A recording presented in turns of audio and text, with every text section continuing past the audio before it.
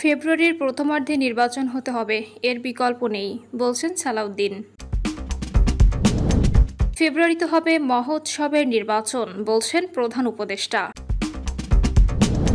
সাদা পাথর লুটের মূল হোতা শাহাবুদ্দিন অবশেষে গ্রেপ্তার। এবং সর্বশেষ জানাবো, ফজলুর রহমানকে গালি দিয়ে স্লোগান দেওয়া সেই ফারজানা চাঁদাবাজি মামলায় গ্রেপ্তার। শুনছিলেন সংবাদ শিরোনাম, এবারে বিস্তারিত। ফজলুর রহমানকে গালি দিয়ে স্লোগান দেওয়া সেই ফারজানা চাঁদাবাজির মামলায় গ্রেপ্তার। বিএনপি নেতা ফজলুর রহমানের বাড়ির সামনে উত্তেজনাকর স্লোগান দিয়ে সবশেষ আলোচনায় আসা ফারজানা তমাকে গ্রেপ্তার করেছে পুলিশ। সন্ধ্যায় উত্তরা জসিমউদ্দিন এলাকা থেকে তাকে গ্রেপ্তার করা হয়। ফারজানের বিরুদ্ধে 10 লাখ টাকা চাঁদা দাবির অভিযোগে উত্তরা পশ্চিম থানার মামলা করে ভুক্তভোগী পরিবার। অভিযোগের পর পুলিশ দ্রুত অভিযান চালিয়ে ফারজানা তমাসহ দুজনকে গ্রেপ্তার করে আদালতে পাঠান। এজাহার সূত্রে জানা যায়, ভুক্তভোগী রিয়াজ উদ্দিন আহমেদ বাদী হয়ে মামলাটি করেন। অভিযোগে বলা হয়, গত 11 সেপ্টেম্বর রাত প্রায় 1:10 আসামি এইচ.এম. ওসমান রেজা, তানজিল, ফারজানা তমাসহ আরও কয়েকজন অজ্ঞাত পরিচয় ব্যক্তি উত্তরা পশ্চিমের 13 নম্বর সেক্টরের একটি বাড়িতে প্রবেশ করেন।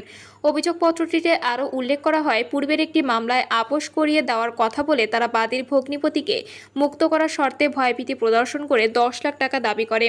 হুমকির মুখে বাদী কষ্ট করে বিভিন্ন জায়গা থেকে 5,50,000 টাকা জোগাড় করে আসামিদের হাতে তুলে দেন। তবে অবশিষ্ট 4,50,000 টাকা না দিয়ে বাদী ও তার পরিবারকে বড় ক্ষতির মুখে পড়তে হবে বলে তারা চাপ দিতে থাকে। এর আগে মধ্যরাতে উত্তরা 13 নম্বর সেক্টরের 6 নম্বর রোডের একটি বাসায় প্রবেশ করে 3 জন সমন্বয়ক পরিচয় দেন। সেখানে তারা দেলোয়ার হোসেন নামে একজনকে মামলা থেকে অব্যাহতি পাইয়ে দেওয়ার কথা বলে 10 লাখ টাকা চাঁদা দাবি করেন। তাদের 5.5 লাখ টাকা ব্যবস্থা করে দিলেও আজ বিকেল 4টার মধ্যে বাকি টাকা দিতে বলেন। তারা পরিবারটিকে নানারকম হুমকি দিয়ে চলে যান। ঘটনার পর রাতেই বিমানবন্দর থানার সামনে থেকে সমন্বয়ক নোমান রেজাকে গ্রেপ্তার করে পুলিশ। তার দেওয়া তথ্যে পরে সমন্বয়ক তানজিল ও তমাকে উত্তরা জসিমউদ্দিন এলাকা থেকে গ্রেপ্তার করা হয়। এখানে যাদের গ্রেপ্তার করা হয়েছে তারা কিছুদিন আগে মুক্তিযোদ্ধা ফজলুর রহমানের বাসা ঘেরাও দিয়েছিল সেগুনবাগিচায়। আর যে মেয়েটি ফজলুর রহমানকে নিয়ে স্লোগান দিয়েছিলেন তিনিই হলেন সমন্বয়ক ফারজানা তমা।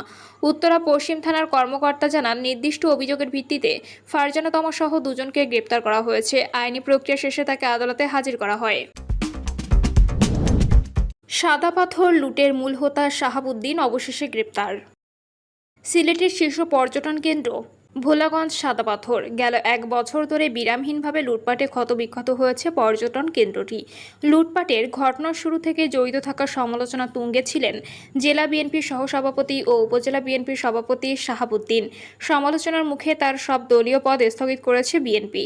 এরপর থেকে আত্মগোপনে চলে যান তিনি। অবশেষে শনিবার রাতে নগরীর কুমারপাড়া এলাকা থেকে তাকে গ্রেপ্তার করেছে র্যাব।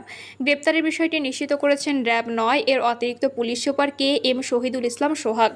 তিনি বলেন, শাহাবুদ্দিনের বিরুদ্ধে কোম্পানিগঞ্জ ও নগরীর কোতোয়ালি থানায় 7টি মামলা রয়েছে। গ্রেপ্তারের পর তাকে কোতোয়ালি থানার হস্তান্তর করা হয়েছে। র্যাব 9 এর এক সংবাদ বিজ্ঞপ্তি থেকে জানা গেছে, গোপন সংবাদের ভিত্তিতে শনিবার রাত 11:15টার দিকে নগরীর কুমারপাড়া এলাকায় অভিযান চালায় র্যাব। দীর্ঘদিন ধরে পলাতক বিএনপি নেতা শাহাবুদ্দিন ওই এলাকায় অবস্থান করছিলেন। অভিযান চালিয়ে র্যাব সদস্যরা তাকে গ্রেপ্তার করে। তার বিরুদ্ধে আলোচিত সাদা পাথর লুট ছাড়াও আরও 7টি মামলা রয়েছে। সাদা পাথর লুটপাটের সম্পৃক্ত থাকায় কেন্দ্র থেকে তার দলীয় সব পদ স্থগিত করা হয়। এরপর দুদকের প্রাথমিক তদন্তে সাদা পাথর লুটেরার তালিকায় শাহাবুদ্দিনের নাম রয়েছে। এর আগেই গেল 11ই আগস্ট রাতে বিএনপির কেন্দ্রীয় সিনিয়র যুগ্ম মহাসচিব অ্যাডভোকেট রুহুল কবির রিজভী স্বাক্ষরিত এক বিজ্ঞপ্তিতে শাহাবুদ্দিনের শপথ স্থগিত করা হয়। বিজ্ঞপ্তিতে বলা হয়, চাঁদাবাজি, দখলবাজি সহ বিএনপির নীতি এবং আদর্শ পরিপন্থী অনৈতিক কর্মকাণ্ডে জড়িত থাকার সুস্পষ্ট অভিযোগের ভিত্তিতে কোম্পানিগঞ্জ উপজেলা বিএনপির সভাপতি শাহাবুদ্দিনের সকল দলীয় পদ স্থগিত করা হয়েছে। পরবর্তী নির্দেশ না দেওয়া পর্যন্ত সিদ্ধান্ত কার্যকর থাকবে। প্রসঙ্গত, কর্মজীবনে 80-র দশকে একজন কাঠুরিয়া ছিলেন শাহাবুদ্দিন। সম্পৃক্ত হন ভারতীয় পণ্য ও স্বর্ণ চোরাচালানের সঙ্গে। এক পর্যায়ে শত শত বিঘা সরকারি খাস জমি দখল করে হয়ে যান কোটি কোটি টাকার মালিক। এরপর রাজনৈতিক ও ব্যবসায়িক নেতা বনে যান। গেল বছরের 5ই আগস্ট পট পরিবর্তনের কারণে নির্মাণাধীন ভোলাগঞ্জ স্থলবন্দর, রোপওয়ে, ব্যাংকার, পুলিশ ফাঁড়ি সহ অসংখ্য স্থাপনা লুটপাট ও হামলার অভিযোগ রয়েছে তার বিরুদ্ধে। উত্তরাঞ্চলে বন্যার পূর্বাভাস, প্লাবিত হতে পারে নদী সংলগ্ন নিম্নাঞ্চল। আগামী 72 ঘন্টায় দেশের বিভিন্ন স্থানে ভারী থেকে অতি ভারী বৃষ্টির সম্ভাবনা রয়েছে। এ সময় তিস্তা নদীর পানি বিপদসীমা অতিক্রমের আশঙ্কা রয়েছে। ফলে লালমনিরহাট, নীলফামারী, রংপুর ও কুড়িগ্রাম জেলার নদী সংলগ্ন নিম্নাঞ্চল প্লাবিত হতে পারে। পূর্বাভাসে বলা হয়, আগামী 72 ঘন্টায় দেশের রংপুর, ময়মনসিংহ, চট্টগ্রাম ও সিলেট বিভাগ এবং তৎসংলগ্ন উজানে ভারতের মেঘালয়, ত্রিপুরা, আসাম, পশ্চিমবঙ্গ ও সিকিম প্রদেশে বিচ্ছিন্নভাবে ভারী থেকে অতি ভারী বৃষ্টিপাতের সম্ভাবনা রয়েছে। পূর্বাভাসে আরও বলা হয়, রংপুর বিভাগের তিস্তা ও দুধকুমার নদীর পানি ইতোমধ্যে বাড়ছে।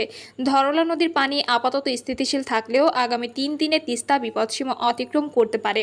এতে 4 জেলার নিম্নাঞ্চল পানিতে তলিয়ে যাওয়ার শঙ্কা রয়েছে। ফলে এই সময় তিস্তা নদীর পানি বিপদসীমা অতিক্রম করতে পারে এবং লালমনিরহাট, নীলফামারী, রংপুর ও কুড়িগ্রাম জেলার নদী সংলগ্ন নিম্নাঞ্চলগুলো প্লাবিত হতে পারে।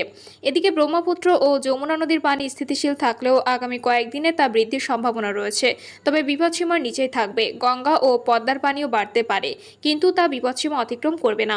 এছাড়া সুরমা, কুশিয়ারা নদীর পানি এবং সিলেট অঞ্চলের সারিগোয়াইন, মনু, ধলাই ও খোয়াই নদীর পানি বাড়তে পারে বলে পূর্বাভাস। ফেব্রুয়ারির প্রথমার্ধে নির্বাচন হতে হবে, এর বিকল্প নেই, বলছেন সালাউদ্দিন।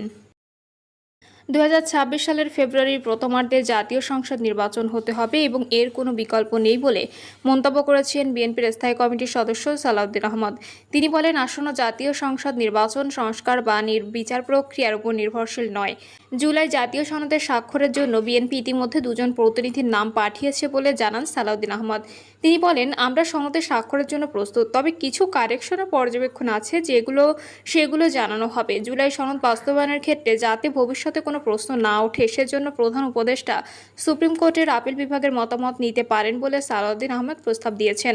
পাশাপাশি ছোট ছোট বৈঠকের মাধ্যমে রাজনৈতিক দলগুলোর সঙ্গে আলোচনার বসে সনদ বাস্তবায়নের পথ আরও সুসংহত করার আহ্বান জানান তিনি।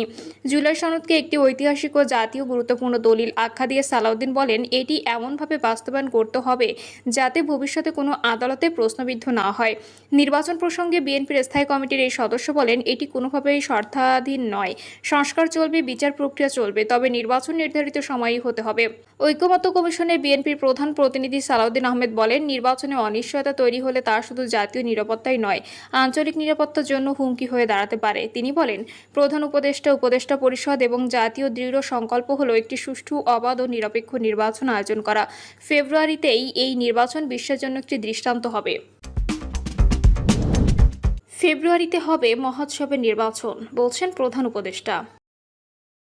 অন্তর্বর্তী সরকারের প্রধান উপদেষ্টা ডক্টর মোহাম্মদ ইউনূস বলেছেন, ফেব্রুয়ারির প্রথমার্ধেই নির্বাচন হবে মহোৎসবের নির্বাচন, জাতির সত্যিকার অর্থে নবজন্ম হবে।